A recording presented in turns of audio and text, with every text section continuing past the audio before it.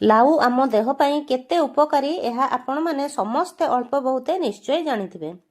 କିନ୍ତୁ ବହୁତ ଲୋକ ଲାଉ ଖାଇବା ପାଇଁ ପସନ୍ଦ କରନ୍ତିନି। ପିଲାମାନେ ତ ଜମାରୁ ଖାଇବା ପାଇଁ ପସନ୍ଦ କରନ୍ତିନି। ଥରେ ଲାଉରେ ଏହିପରି ବନେଇକି ଦିଅନ୍ତୁ, ଖାଇବା ପାଇଁ ସମସ୍ତେ ବହୁତ ପସନ୍ଦ କରିବେ।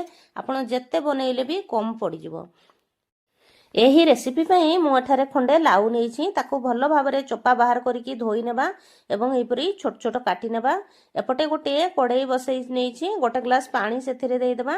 କାଟି ରଖିଥିବା ଲାଉକୁ ଦେଇଦେବା। ସ୍ୱାଦ ଅନୁସାରେ ଲୁଣ ପକାଇବା, ହଳଦୀ ଗୁଣ୍ଡ ପକାଇବା, 2 ଚାମଚ ବଟା ମସଲା ପକାଇବା। ବଟା ମସଲାରେ ମୁଁ ଜିରା, ଧନିଆ, ପିଆଜ, ଅଦା, ରସୁଣ, ଶୁଖିଲା ଲଙ୍କା ବାଟି ନେଇଛି। ଭଲ ଭାବରେ ମିକ୍ସ କରିଦେଇ କିଛି ସମୟ କଭର କରିଦେବା ସିଝିବା ପାଇଁ। ଏଠାରେ ମୁଁ 3-4 ଘଣ୍ଟା ହେଲା କିଛି ଅରୁଆ ଚାଉଳ ବତୁରେଇ ନେଇଥିଲି। ତାକୁ ଭଲ ଭାବରେ ଧୋଇକି ଗ୍ରାଇଣ୍ଡିଙ୍ଗ ଜାରରେ ଦେଇଦେବା। ଅଳ୍ପ ପାଣି ଦେଇକି ତାକୁ ଚିକ୍କଣ କରି ବାଟି ନେବା।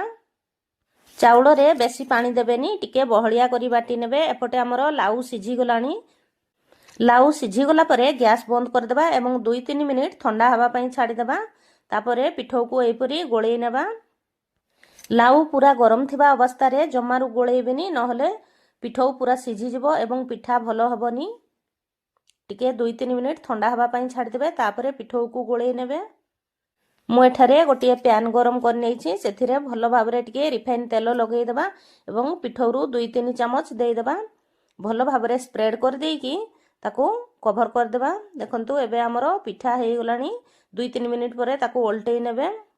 ଦେଖନ୍ତୁ ଆଉ ଗୋଟିଏ ମୁଁ ଏଠାରେ କରିକି ଦେଖାଉଛି। ଟିକେ ଭଲ ଭାବରେ ରିଫାଇନ୍ ତେଲ ଲଗାଇବେ। 2-3 ଚଟୁ ପିଠଉ ଦେଇଦେବା। ଏହି ପିଠାକୁ ଟିକେ ମୋଟା ହିଁ ରଖିବେ, ବେଶୀ ପତଳା କରିବେନି। ପିଠଉକୁ ଭଲ ଭାବରେ ଚାରିପଟେ ସ୍ପ୍ରେଡ୍ କରିଦେବା ଏବଂ କଭର କରିଦେବା।